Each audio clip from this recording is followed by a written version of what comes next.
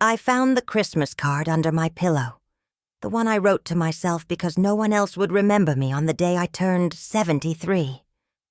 The envelope was still sealed my own trembling handwriting, staring back at me like a confession to the woman who deserves to be remembered. I had hidden it there 6 months ago on Christmas Eve, after sitting alone at a dining table set for 12. 12 red placemats, 12 polished wine glasses, 12 cloth napkins folded into perfect triangles, 12 spaces for the family that promised to come home for Christmas, but never showed up. The house still carried the ghost of cinnamon and vanilla from the rolls I'd baked at 4 in the morning. 42 years of Christmas mornings I had never missed one. Even when pneumonia left me breathless, even when arthritis turned my fingers into gnarled branches, even when my husband passed and left me to carry traditions alone. The kitchen was my cathedral, those golden rolls, my offering to a family that had stopped believing in the sacred ritual of showing up for each other. I had polished my grandmother's china until it gleamed like moonlight. I arranged red poinsettias around the dining room, like tiny prayers for connection. I wore my navy dress, the one my daughter once said made my eyes look like sapphires. I even dabbed perfume behind my ears, the same Chanel No. 5 I'd worn since 1987, when being beautiful still mattered to someone other than my mirror. The first phone call came at 10:30, just as I was checking the turkey for the 3rd time. "Mom, I'm so sorry. Emma has a fever and we can't risk getting everyone sick." My daughter's voice sounded rehearsed, like she'd practiced the lie until it felt almost true. In the background, I heard Christmas music and what sounded suspiciously like champagne glasses clinking together. Healthy children don't attend champagne brunches, but I swallowed the observation along with my disappointment. "Of course, honey. Take care of Emma. We'll celebrate when she's better."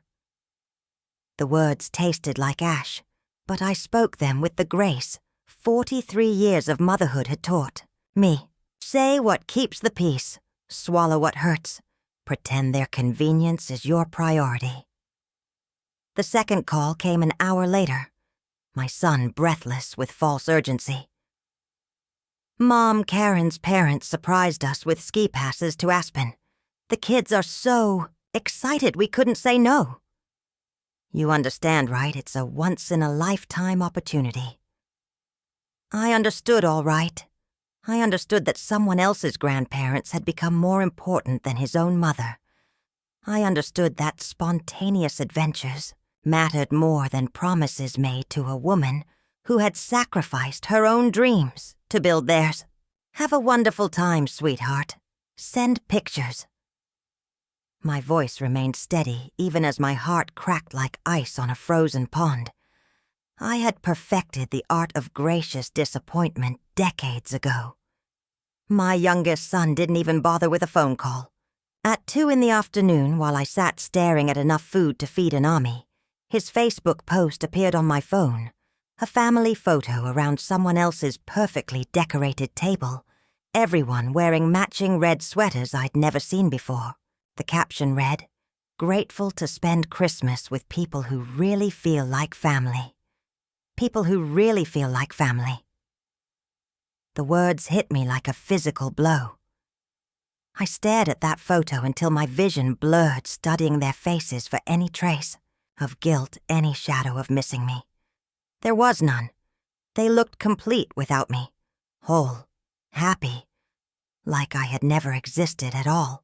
I sat in that decorated dining room until the candles burned down to nothing, watching shadows dance across empty chairs. The turkey grew cold. The china remained untouched, a monument to my foolish hope. The poinsettias seemed to mock me with their vibrant red screaming celebration into a house filled with nothing but silence and the smell of wasted love.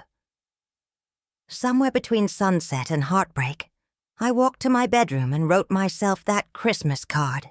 The words poured out like water from a broken dam, 43 years of unspoken gratitude finally finding voice. Thank you for loving when love wasn't returned. Thank you for giving when taking was easier. Thank you for staying when leaving would have made perfect sense. Thank you for setting tables that would remain empty and still believing in the magic of trying. I sealed that card with tears I'd been holding back for months, hidden it under my pillow like a secret prayer, pretended that somewhere in this world someone was thinking of Eleanor Martinez on Christmas Day. Tonight, 6 months later, I found that envelope again. My fingers traced the faded ink of my own handwriting, and for the first time in years I felt truly seen. The woman who wrote those words, me, had finally mattered to someone, even if that someone was myself. When did I become so small?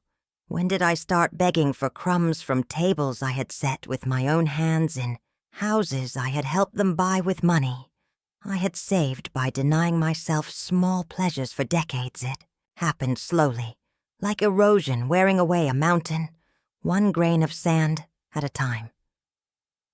Each dismissal, each broken promise, each time they treated my feelings like inconvenient weather that would eventually pass. Mom, you're being too sensitive. Grandma, you worry about everything. We'll visit soon, I promise. Can you babysit Saturday? We have important plans. Don't come over without calling first. We need boundaries. Each phrase was a tiny theft, stealing pieces of my worth until I believed I was nothing more than a convenience store grandmother. Open, 24 hours for emergencies, but never the destination, always the pit stop. My daughter-in-law, Karen, had been particularly skilled at this gradual erasure. She started small, rearranging my kitchen when she visited, declaring my methods outdated. Then came the helpful suggestions about my wardrobe, my cooking, my old-fashioned ways of child-rearing. When I gently pushed back, she accused me of being controlling and unwilling to change with the times. I started second-guessing every word, every gesture, every attempt at connection. Was I too much, too little, too old to matter in their modern lives? The final blow came last Easter. I had spent weeks preparing as always. Hand-decorated eggs, homemade chocolate bunnies for the grandchildren, a ham glazed with my secret recipe that had been in our family for 3 generations. When they arrived, Karen took one look at the spread and sighed. Eleanor, we're trying to eat healthier now. The kids don't need all this sugar. She had brought her own organic, gluten-free, joy-free alternatives. My grandchildren politely nibbled her cardboard cookies while my chocolate bunnies sat untouched, their painted smiles suddenly seeming sad rather than sweet. That night, after they left early for prior commitments, I found myself standing in my kitchen surrounded by rejected love. I wrapped up every chocolate bunny, every decorated egg, every slice of untouched ham, and drove to the homeless shelter downtown. At least there my food would be welcomed rather than criticized. The volunteer coordinator, a woman about my age named Rose, thanked me with genuine warmth. "These look incredible," she said, admiring the hand-painted eggs. "You have such a gift. A gift. When was the last time someone in my family had called anything I did a gift?" That's when I started to change. Not dramatically, not with grand gestures or angry confrontations. I simply began to remember who I was before I became their everything, and somehow ended up as their nothing. I stopped calling first. I stopped making myself available for every crisis, every favor, every moment they needed someone to use and discard. I stopped setting tables for people who wouldn't come and baking cookies for mouths that found fault with everything I offered. The silence was deafening at first. Days stretched into weeks without a single phone call. No one wondered why I wasn't texting daily updates or dropping off groceries unannounced. My absence apparently was as unnoticed as my presence had been. But something beautiful bloomed in that quiet space. I started hearing my own voice again, I joined the watercolor class at the community center, something I'd dreamed of doing for years but never had time for, because I was always available for their needs. My hands, stiff with arthritis, struggled at first to hold the brushes, but slowly, painfully beautifully colors began to flow across paper like captured sunsets. Margaret, my instructor, was 78 and painted like she was channeling angels. "Art doesn't age," she told me after class one Tuesday. "Neither do the people who create it." I started reading poetry again, joining the library's book club, where women my age discussed Mary Oliver and Maya Angelou with the passion of teenagers discovering love for the first time. We met every Thursday morning sharing coffee and insights, and for 2 hours each week, I was Eleanor the reader, Eleanor the thinker, Eleanor the woman with opinions worth hearing. I bought myself flowers every Friday, not for any special occasion, just because I deserved beauty in my life. Sunflowers for courage, roses for the love I was learning to give myself, daisies for the simple joy of color against my kitchen window. I started taking care of my body with the same attention I'd once lavished on others. Monthly massages to ease the arthritis that 40 years of service had settled into my joints. A new hairstyle that made me feel elegant rather than invisible. Clothes that fit my 73-year-old body with dignity and style instead of the shapeless practical things I'd worn to avoid drawing attention to my aging. 3 months into this new life, my neighbor, Mrs. Chen, stopped me while I was watering my garden. "Eleanor," she said, studying my face with curious kindness. "You look different, younger. What's your secret?" I laughed, surprising us both. I remembered I exist. The truth was simpler and more complex than that. I had stopped shrinking myself to fit into spaces where I wasn't wanted and started expanding into the life I'd always deserved. That evening, as if the universe had been listening, my phone rang, my daughter's voice frantic with sudden concern. "Mom, where have you been? I've called twice this week, and you didn't answer. Are you okay? Are you sick? Why aren't you responding to my texts?" I almost laughed out loud. 2 phone calls in 3 months, and suddenly she was worried about my well-being. "I'm fine, sweetheart. I'm better than fine, actually. I'm wonderful." "You sound different. Distant." Distant. There was that word again. I had learned that, in my family's vocabulary, distant meant not immediately available for their convenience. "I sound like myself," I said gently. "Maybe you just haven't heard my voice in a while." The conversation was awkward, full of pauses where understanding should have lived. She asked about my health, my activities, my state of mind, like she was checking boxes on a questionnaire rather than reconnecting with her mother. But something had shifted. The desperation was gone from my voice. I wasn't reaching through the phone line begging for scraps of attention. I was simply present, complete content with or without her approval. 2 weeks later, my grandson Jake showed up at my door. No invitation, no crisis, no need for emergency babysitting. He just stood there, 16 years old and suddenly looking like the little boy who used to beg for bedtime stories. "Can I come in, Grandma? I missed you." We made tea in my sunlit kitchen surrounded by the watercolor paintings I'd finally framed and hung on my walls. Jake studied them with the intensity of someone seeing art for the first time. "These are incredible. Why didn't you ever show us your paintings before?" "You never asked," I said simply without accusation or bitterness. It was just truth, plain and unadorned. He was quiet for a long moment, running his finger around the rim of his teacup. The same nervous habit he'd had as a child. "I think we stopped seeing you," he said finally. "Like really seeing you. You were just there. Always there. And we took that for granted." His honesty cracked something open in my chest, not painful, but healing like sunlight breaking through clouds after a long storm. "Tell me about your life," I said. "The real parts. Not just grades and achievements, but who you are when nobody's watching." And he did. He told me about his girlfriend, about his fears of not being smart enough for college, about feeling pressured to be perfect all the time. He told me about missing his grandfather, about wishing he'd learned more stories about our family history before it was too late to ask.